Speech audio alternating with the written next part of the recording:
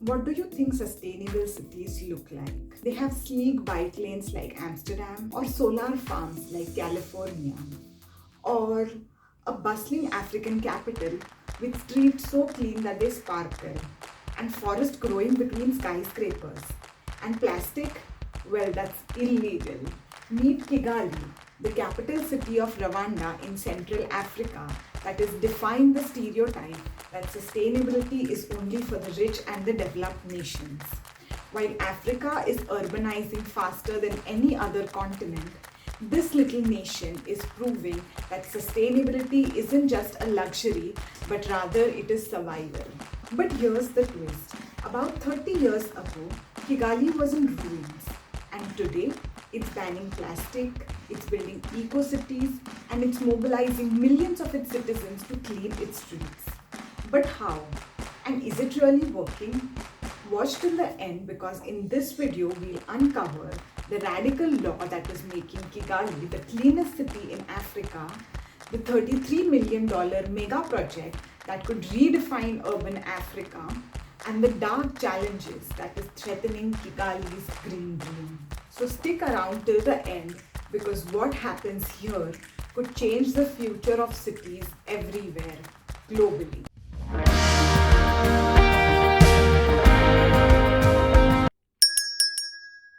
Now, Africa is urbanizing at a pace the world has never seen before. By 2050, African cities are expected to triple in size and add 1 billion more people, wherein 65% of the population would be living in urban areas, a significant increase compared to the 54% urbanization in 2020. This is like adding 1.5 times the entire population of Europe in just the African cities in the coming 30 years. But here's the alarming crisis. 70% of Africa's urban infrastructure hasn't been built yet, and Kigali, which has a population of about 1.7 million today, is expected to have a population of about 3.8 million by 2050. And without proper planning, this population explosion means utter chaos. Take Nairobi for example. Traffic jams across the city costs Kenya about $1 billion a year due to lost productivity.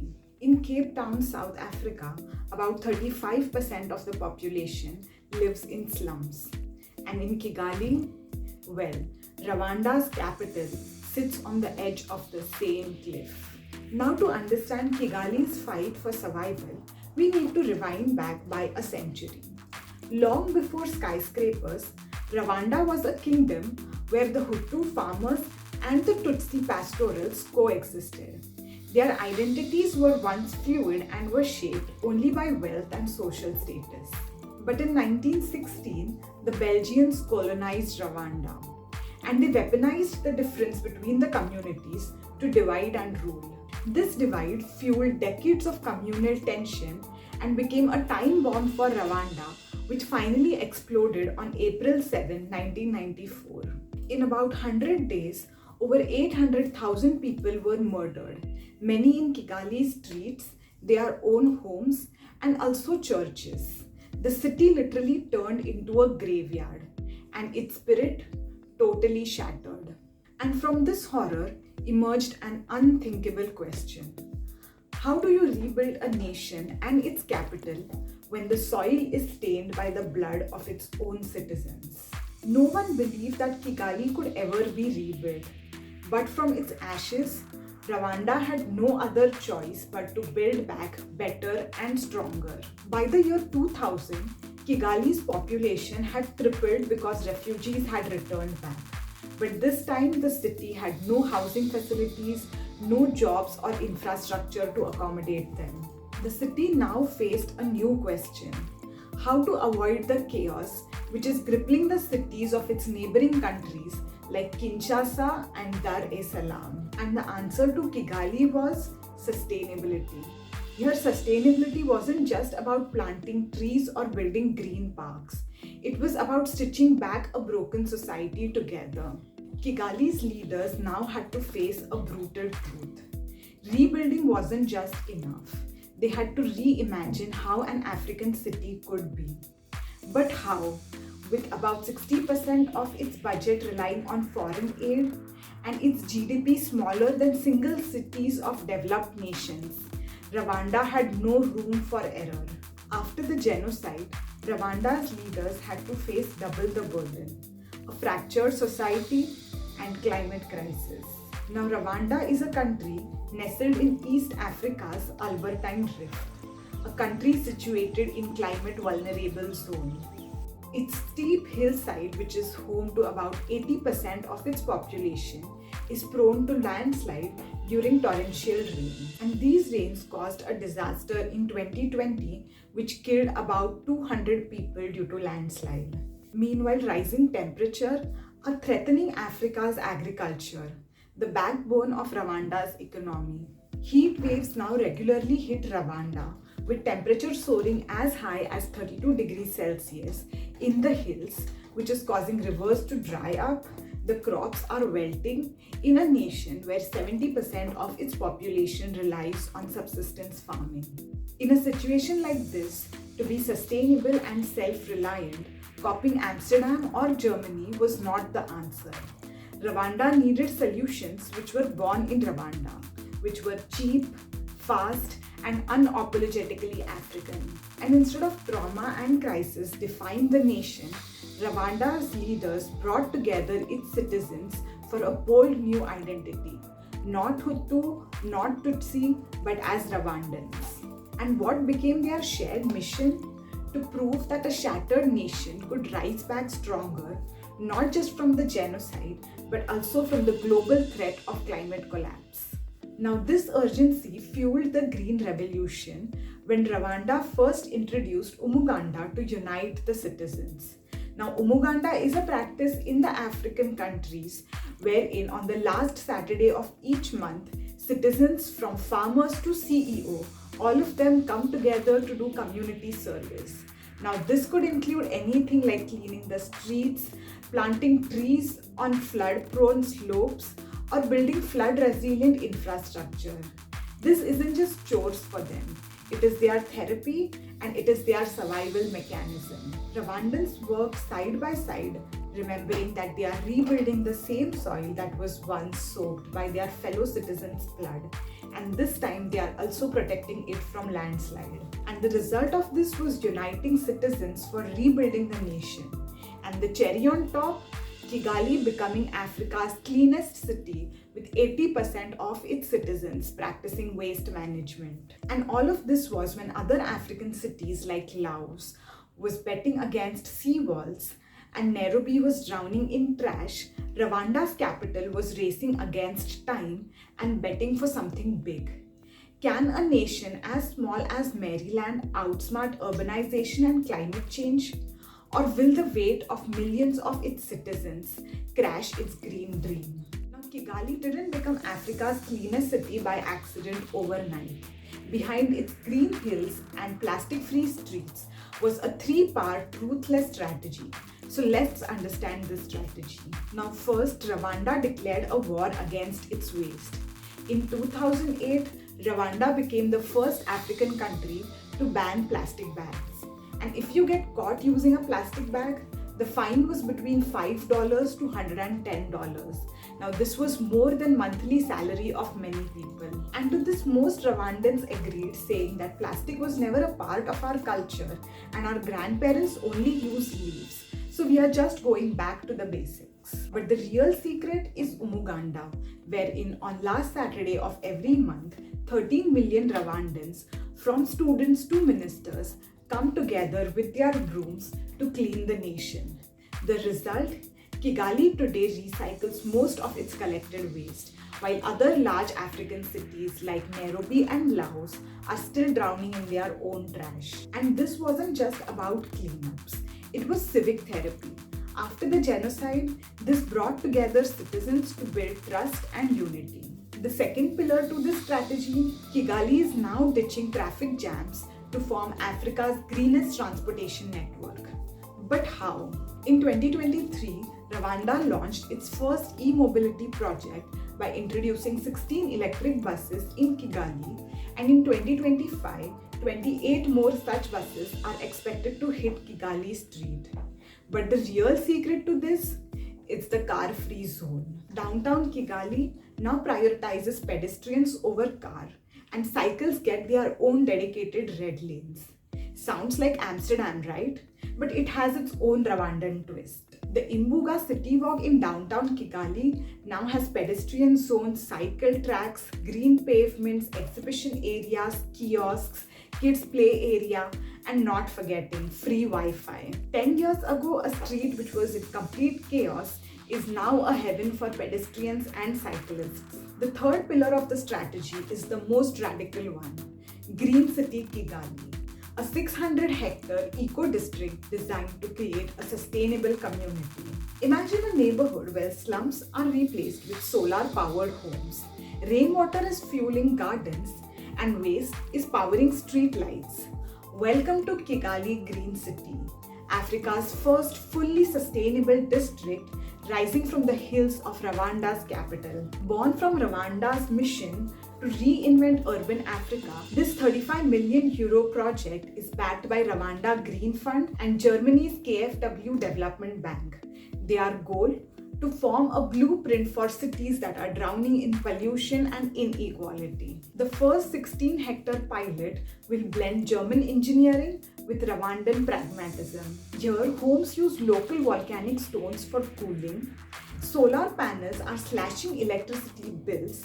Every drop of rain is harvested, and waste, well, it is turned into biogas to fuel street lights. And this place is not designed just for the rich.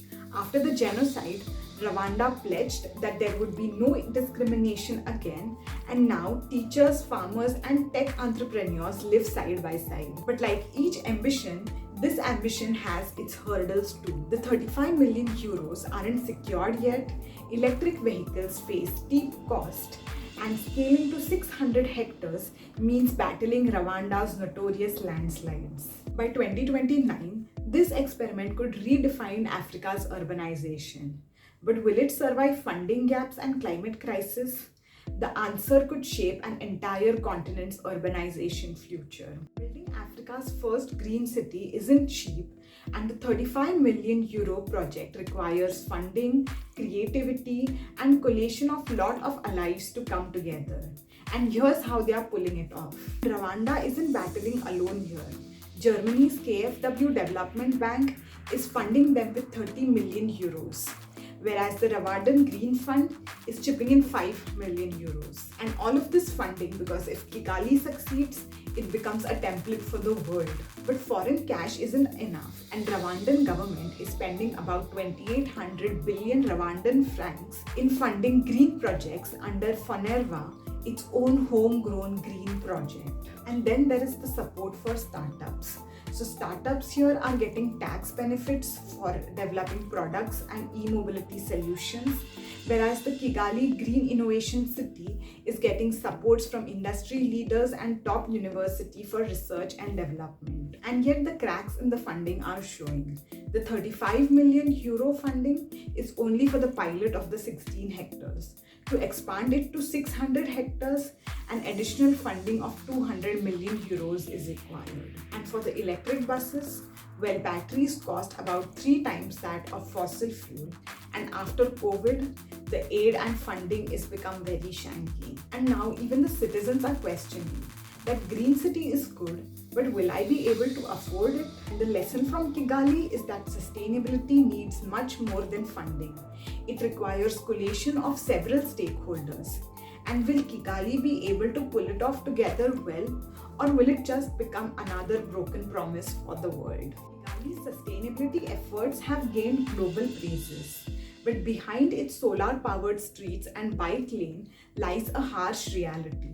Even Africa's most celebrated eco-city is facing challenges which is threatening its green vision. First, the energy trap. Despite of its green image, Rwanda still has to import a significant amount of its power. While the renewable energy sector is catching up, it still has a long way to go. And while the methane from Lake Kivu could be a lifeline, critics are still warning that exploding a lake for electricity is just like playing with fire. One seismic shift and the lake could explode. But without harnessing energy from it, well, there could be complete blackouts. The next one is the affordability crisis. Home in Green City, Kigali costs about $20,000, which is about 7 times the average annual income of Rwandans. And although 30% of the total housing units are subsidized, the demand far exceeds supply, and this has created long waiting lists. And for many Rwandans, sustainability still remains perceived as a luxury rather than a necessity. And then the big elephant in the room is cash dependency. Green City Kigali is funded by Germany, the electric buses funded by KfW, and the solar grid backed by the UN. If global aid dries up, so do the dreams. Rawanda's model works only up till there is global aid available. But real sustainability, it requires self-resilience. And the last one is the automobile curse. Rwandans love their motorcycles. And in spite of shiny new electric buses, only a small percent of the population is using it. Why?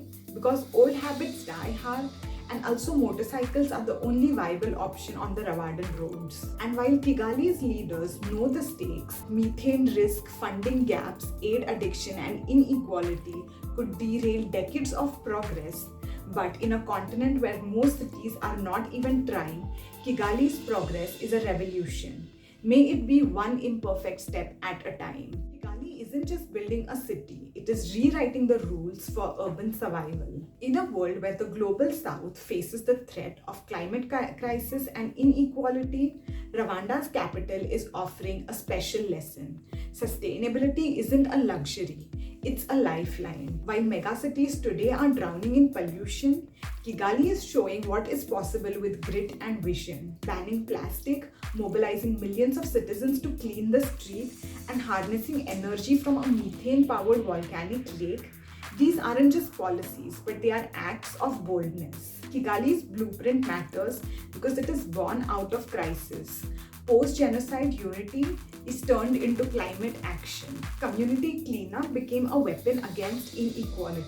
And the methane from Lake Kivu, which was once a death trap, is now powering homes. For the global south, the message is clear. You don't need billions. You just need some grit and some courage. Kigali isn't perfect yet. There are energy gaps and there are aid dependency risks. But for a world that is racing towards climate collapse, it's a beacon, a reminder that cities that are drowning today can rise high tomorrow, only if they dare to do so. And if you want to know how other cities around the world are tackling the climate challenge and leading the way to sustainability, check out our Sustainable Cities series and smash that subscribe button and hit the bell icon.